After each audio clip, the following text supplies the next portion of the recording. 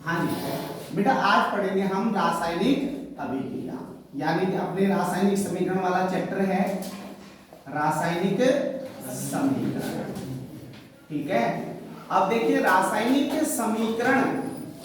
अब रासायनिक समीकरण में सबसे पहले बात आती है कि रासायनिक अभिक्रिया किसे कहते हैं। रासायनिक अभिक्रिया किसे कहते हैं। अब देखिए रासायनिक अभिक्रिया, रासायनिक अभिक्रिया का मतलब क्या होता है, ऐसे परिवर्तन। देखिए रासायनिक में परिवर्तन होते हैं, दो परिवर्तन होते हैं, एक रासायनिक परिवर्तन होता है और एक कौन सा परिवर्तन होता है, भौतिक परिवर्तन। ठीक है, अब देखो एक रासायनिक परिवर्तन एक भौतिक परिवर्तन, तो दोनों में क्या अंतर है, उस अंतर को समझेंगे। रासायनिक का मतलब होता है अगर किसी पदार्थ के संगठन, गुण और उनकी संरचना में यदि कोई क्या आ जाए, परिवर्तन आ जाए, तो हम उसे रासायनिक परिवर्तन कहते हैं। भौतिक परिवर्तन किसे कहते हैं, जब किसी भी पदार्थ के बाह्य गुणों में, जैसे कि उसका आयतन है, उसका घनत्व है, उसका द्रव्यमान है, उसमें अगर कोई परिवर्तन आए लेकिन उसकी मूल अवस्था में कोई परिवर्तन नहीं आए, तो हम उसको कहते हैं भौतिक परिवर्तन। कौन सा परिवर्तन, भौतिक परिवर्तन। तो हम यहाँ सबसे पहले पढ़ेंगे रासायनिक अभिक्रिया के बारे में। तो हमने अभी पढ़ा कि रासायनिक अभिक्रिया, तो रासायनिक अभिक्रिया में हम सीधे सीधे बात बोलेंगे कि जिसमें रासायनिक परिवर्तन होते हैं, जिसमें रासायनिक परिवर्तन होते हैं, रासायनिक परिवर्तन होते हैं, तो वे परिवर्तन हमारे कौन से होंगे, रासायनिक अभिक्रिया कहलाएंगे। तो हम ऐसे लिख सकते हैं, ऐसी अभिक्रियाएं जिसमें रासायनिक परिवर्तन होते हैं, जिसमें कौन से परिवर्तन होते हैं, रासायनिक, तो हम उसको रासायनिक क्या कह देंगे, अभिक्रिया कहेंगे। ठीक है, आगे चलते हैं। इसके बाद इसके उदाहरण। अब उदाहरणों में हम सबसे पहले ये देखेंगे कि रासायनिक परिवर्तन हमारे आसपास में कहां-कहां पर क्या-क्या होते हैं। जैसे आपने जंग का लगना, जंग का लगना।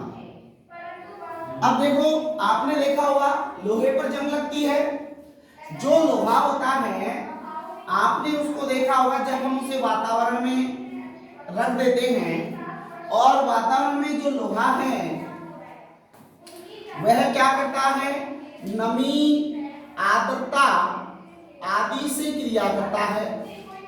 नमी, आर्द्रता वह ऑक्सीजन के संपर्क में रहता है, ऑक्सीजन के संपर्क में रहता है।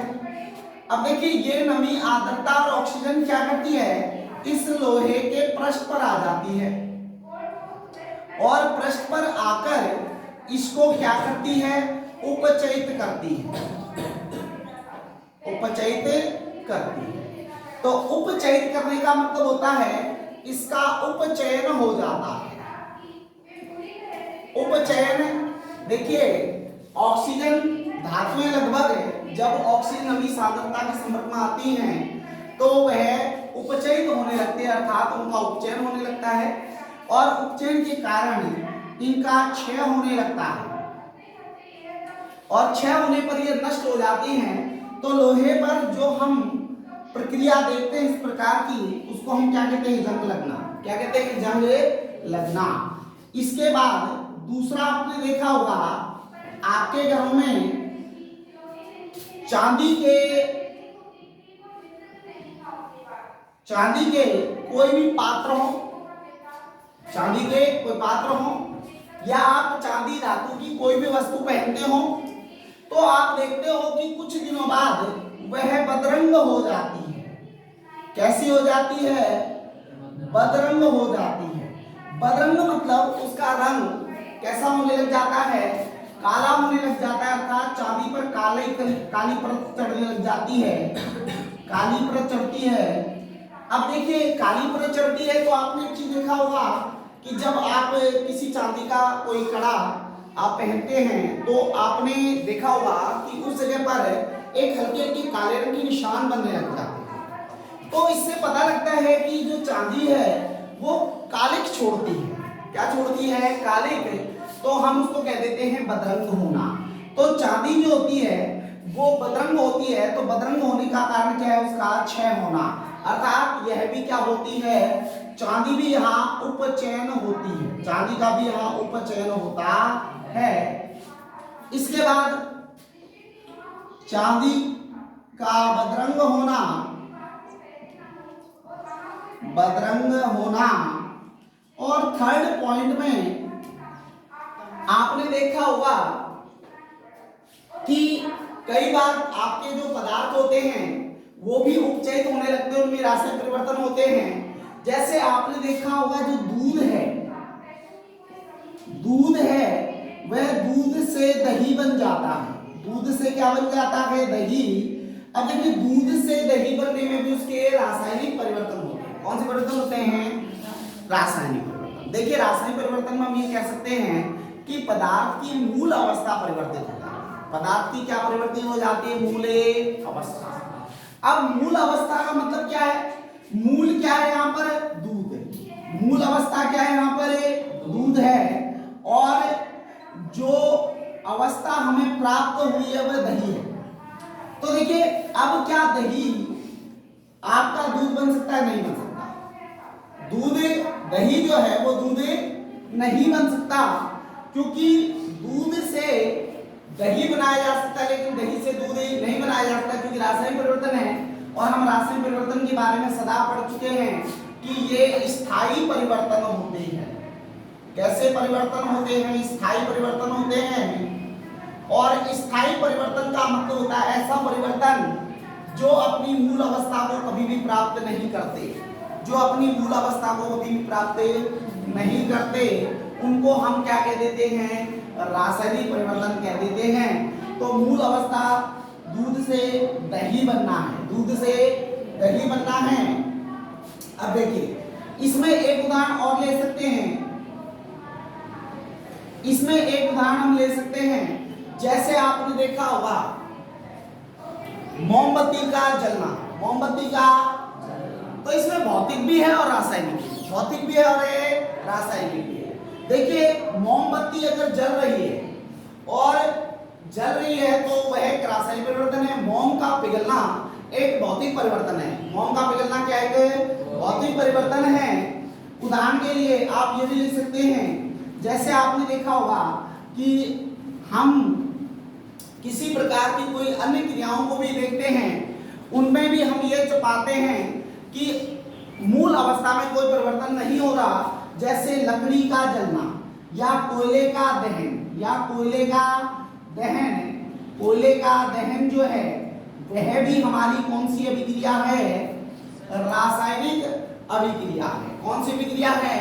रासायनिक अभिक्रियाएं हैं। तो ये कोयले का दहन एक रासायनिक अभिक्रिया के अंतर्गत आएगा, क्योंकि कोयला जब जलता है तो वह राख में परिवर्तित हो जाता है। किसमें परिवर्तित हो जाता है? राख में।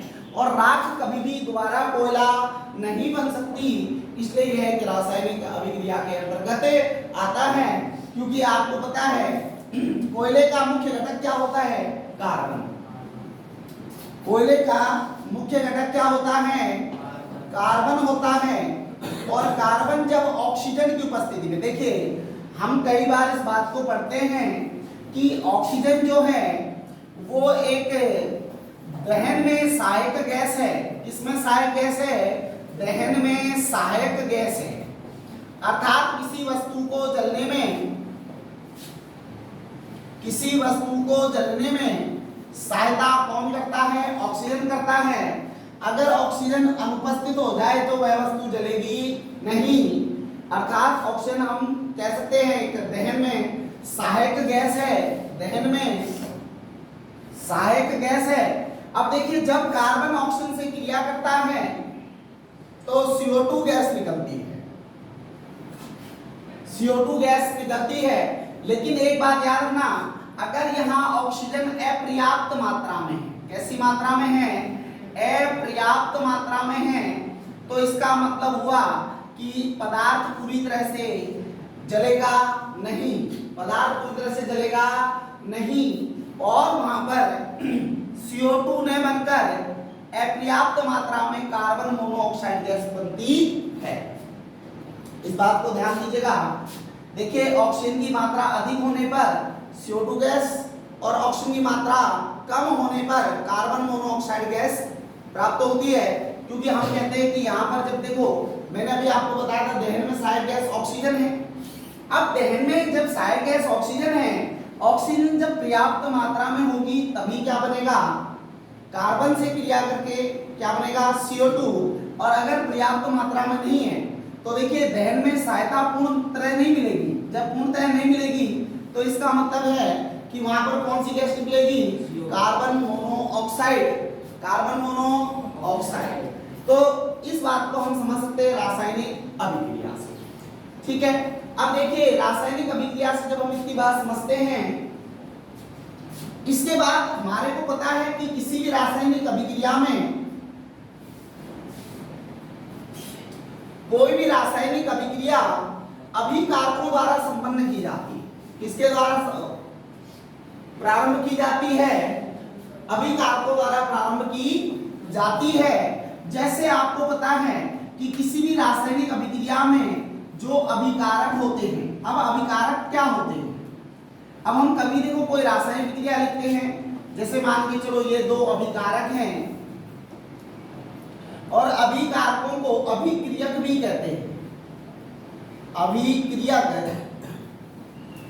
भी कहते हैं या क्रियाकारक अणु भी कहते हैं।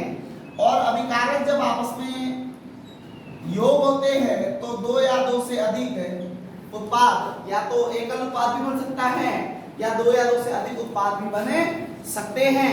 तो देखिए यहाँ पर अभिकारक जो हैं, या हम मान के चलो यहाँ पर एक ही अभिकारक का यूज करें और एक अभिकारक का यूज कर उत्पाद बनाएं। जैसे अब अभिकारकों में हमें पता है C+O2, अभिकारकों में हमारा क्या है, C+O2, ये दोनों ही अभिकारक हैं। ये दोनों ही क्या हैं, क्योंकि इनकी क्रिया से ही क्या बनते हैं, उत्पाद बनते हैं। क्या बनते हैं, उत्पाद। अगर हम इनमें से किसी एक को भी हटा दें तो हमारी अभिक्रिया संपन्न नहीं होगी। तो इसका मतलब है कि हमारे अभिकारक जो होते हैं, अभिकारक अणु ही क्या करते हैं, उत्पाद बनाते हैं। तो इनको अभिकारक हम इसलिए कहते हैं क्योंकि ये क्रिया के लिए क्या होते हैं, आवश्यक अंग होते हैं। अब देखिए उत्पाद बनेगा, तो उत्पाद बनेगा CO2।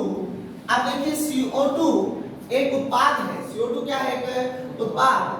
अगर हम इनको पूछें कि यह किस अभिक्रिया के अंतर्गत आता है, तो आप ये कहेंगे कि यहाँ पर एकल उत्पाद का निर्माण हो रहा है। किसका निर्माण हो रहा है, एकल उत्पाद का निर्माण। तो यानी जब एकल उत्पाद का निर्माण होता है तो हम उसको संयोजन अभिक्रिया के अंतर्गत रख देते हैं, संयोजन अभिक्रिया के अंतर्गत रख देते हैं। क्योंकि संयोजन का मतलब होता है किसी चीज का जुड़ना, किसी भी तत्वों का जुड़ना। और देखो दो तत्व जब आपस में जुड़े तो एक तत्व, एक यौगिक का निर्माण हुआ, एक यौगिक का निर्माण हुआ, तो हम उसको क्या कह देते हैं, एकल उत्पाद। और हमारा संयोजन अभिक्रिया, इसका एक उदाहरण हम ये भी देख सकते हैं कि हाइड्रोजन गैस और ऑक्सीजन गैस, यहाँ हाइड्रोजन गैस है, ये ऑक्सीजन गैस है।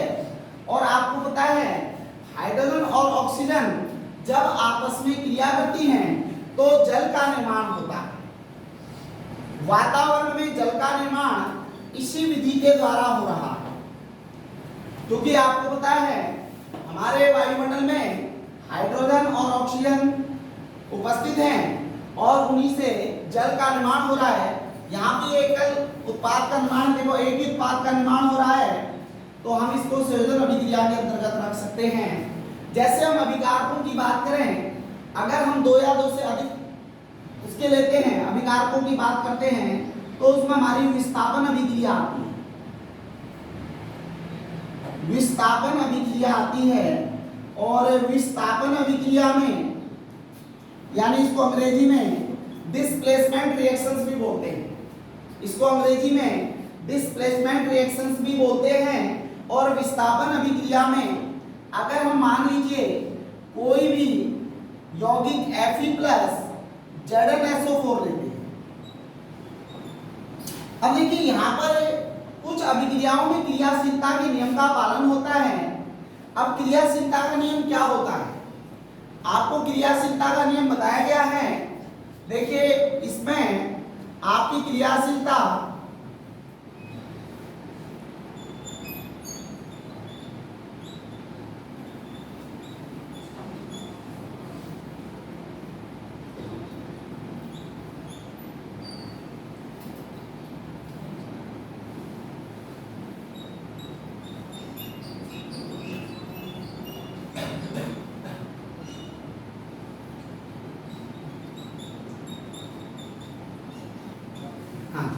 ये क्रियाशीलता आपने सक्रियता का नियम पढ़ा था। उस सक्रियता के नियम में आपको पता है सबसे ज्यादा क्रियाशील तत्व कौन है? पोटेशियम है। और सबसे कम क्रियाशील कौन है? प्लेटिनियम है। कम क्रियाशीलता का अर्थ ये है ऐसे तत्व जो वातावरण में बहुत कम क्रियाशील होते हैं, बहुत कम क्रियाशील होते हैं। और ऐसे तत्व जो वातावरण में बहुत अधिक क्रियाशील होते हैं। क्रियाशीलता मतलब बहुत जल्दी क्या करते हैं? रिएक्ट कर देते हैं। अब देखिए जैसे Fe देखें और Zn देखें। अब आपको पता है यहाँ पर जो एकल आपको तत्व दिया गया है Fe, इसकी सक्रियता कम है। इसकी सक्रियता कम है अर्थात यह कम सक्रिय है, यह कम सक्रिय है। और जो Zn है वह अधिक सक्रिय है। तो कम सक्रिय अधिक सक्रिय को नहीं हटा सकता। ये देखिए, अब देखिएगा, देखिए ये कम सक्रिय या अधिक सक्रिय है। अब जिसकी सक्रियता अधिक है वह बंध को बहुत मजबूती से बांधे रखता है। अब जब बंध को अधिक मजबूती से बांधे रखेगा तो कम सक्रिय इस बंध को तोड़ नहीं पाएगा, अर्थात यह अभिक्रिया नहीं होगी।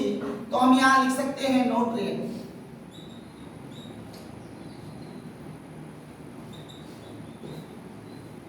अर्थात यह अभिक्रिया नहीं होगी। अब देखिए इसके लिए हमें क्या करना पड़ेगा?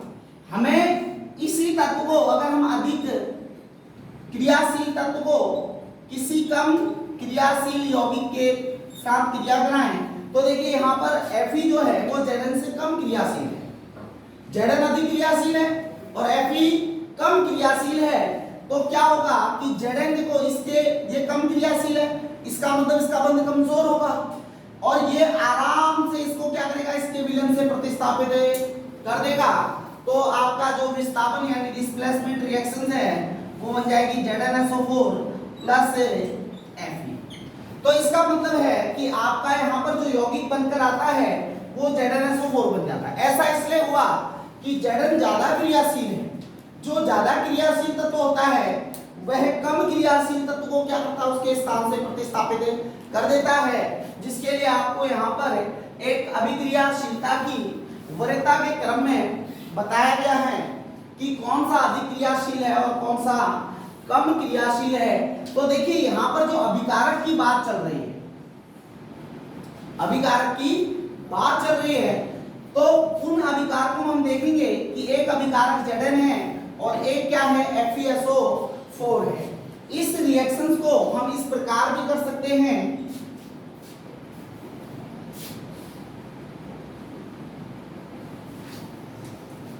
जो तत्व अकेले होते हैं अर्थात जिन तत्वों के साथ कोई भी अन्य यौगिक या अन्य तत्व नहीं जुड़े हों उन्हें हम स्वतंत्र तत्व कहते हैं। और स्वतंत्र तत्व की जो ऑक्सीजन अवस्था होती है वो सदैव 0 होती है। कितनी होती है? 0। और यहाँ पर आपको पता है अगर हम Fe को FeSO4 को अलग अलग करते हैं तो Fe पर भी 2 और SO4 पर माइनस का 2, तो हम यहाँ पर क्या कर सकते हैं? Fe plus 2। और जब हम यहाँ पर इस रिएक्शन को करेंगे तो आपको पता है कि Zn जो है, जो Zn है वो यहाँ जाकर क्या बनाएगा? Zn+2, क्योंकि आपको पता है Zn अधिकतम कितने इलेक्ट्रॉन त्याग सकता है? 2। तो यहाँ पर 2 इलेक्ट्रॉन त्यागते ही यहाँ 2 इलेक्ट्रॉन दिखा दिए जाएंगे, क्योंकि ये क्या कर रहा है, 2 इलेक्ट्रॉन त्याग रहा है। अब आप कहोगे हमें कैसे पता चला कि 2 इलेक्ट्रॉन त्याग रहा है, तो हम यहाँ देखेंगे कि Zn का परमाणु क्रमांक 30 होता है। Zn का परमाणु क्रमांक 30 होता है और 30 होने पर आपको पता है जब यह 2 त्याग देगा तो कितने बचेंगे, 28। अब आपको बराबर करना है, क्योंकि आवेश संतुलन का नियम, आवेश संरक्षण का नियम ये कहता है कि दोनों तरफ लेफ्ट हैंड और राइट हैंड में आवेश कैसे होने चाहिए, बराबर होने चाहिए, यही नियम है। अब इस नियम के अनुसार हम ये बात जानेंगे कि जो हमारा 28 है यहाँ 30 है, तो हम 28 में कितने जोड़े हैं कि 30 हो जाए 2, इसलिए हमने यहाँ पर कितने इलेक्ट्रॉन जोड़ दिए, 2 इलेक्ट्रॉन जोड़ दिए। कितने इलेक्ट्रॉन जोड़ दिए, 2, ताकि देखिए 28 और 2 30, यहाँ भी 30, यानी कि हमारे लेफ्ट हैंड में भी कितने होंगे, लेफ्ट हैंड साइड में भी कितने होंगे 30 और राइट हैंड साइड में भी कितने होंगे 30, जो आवेश संतुलन के नियम को क्या करता है, बताता है। अब ऐसे ही हम Fe के बारे में पढ़ेंगे, तो अगर हम Fe के बारे में पढ़ना चाहते हैं, देखिए तो Fe+2 अगर यहां पर करेंगे तो Fe स्वतंत्र अवस्था में आ जाएगा 0। अब देखिए यहां पर Fe के 2 इलेक्ट्रॉन थे और Fe इधर जाकर किस में चेंज हो गया, Fe में। Fe+2 किस में चेंज हो गया, Fe में। अब एक बात बताइएगा कि इसमें यहाँ पर कितने होते हैं 26 और यहाँ पर इसने 2 इलेक्ट्रॉन त्याग चुका तो 24, तो किस ओर जोड़े हैं 2, इस ओर, क्योंकि 2 24 और 2 कितने होते हैं 26 और यहाँ भी 26। ये आवेश संतुलन के नियम अनुसार देखिए जिसमें इलेक्ट्रॉन लेफ्ट हैंड पर जुड़ रहे हैं, लेफ्ट हैंड साइड पर जुड़ रहे हैं, वह कौन सी अभिक्रिया होगी, अपचयन अभिक्रिया। कौन सी अभिक्रिया होगी, अपचयन अभिक्रिया। और जिसमें राइट हैंड पर जुड़ रहे हैं उसमें ऑक्सीकरण अभिक्रिया, यानी कि हम इसे उपचयन अभिक्रिया कहते हैं, उपचयन अभिक्रिया कहते हैं। तो यहाँ पर आपको पता लग गया कि जो Zn है इसका उपचयन हो रहा है और जो यहाँ पर आपका FeSO4 है उसका Fe में अपचयन हो रहा है। अब देखिएगा यहाँ पर उपचयन और अपचयन दोनों विक्रिया एक साथ चल रही हैं। जब उपचयन और अपचयन दोनों विक्रिया एक साथ चलते हैं तो उनको हम रेडॉक्स अभिक्रिया बोलते हैं। क्या बोलते हैं, रेडॉक्स अभिक्रिया। अर्थात ऐसी अभिक्रियाएं जिनमें उपचयन व अपचयन दोनों अभिक्रिया एक साथ क्या हो, संपन्न हो, दोनों अभिक्रिया एक साथ संपन्न हो, उनको हम रेडॉक्स अभिक्रिया बोलते हैं। और रेडॉक्स अभिक्रिया लगभग जितनी भी आपकी विस्थापन अभिक्रिया, डिस्प्लेसमेंट रिएक्शंस हैं, ये सभी रेडॉक्स अभिक्रिया के अंतर्गत आती हैं, क्योंकि इसमें एक का अपचयन और एक का उपचयन होता है। देखिए रेडॉक्स अभिक्रिया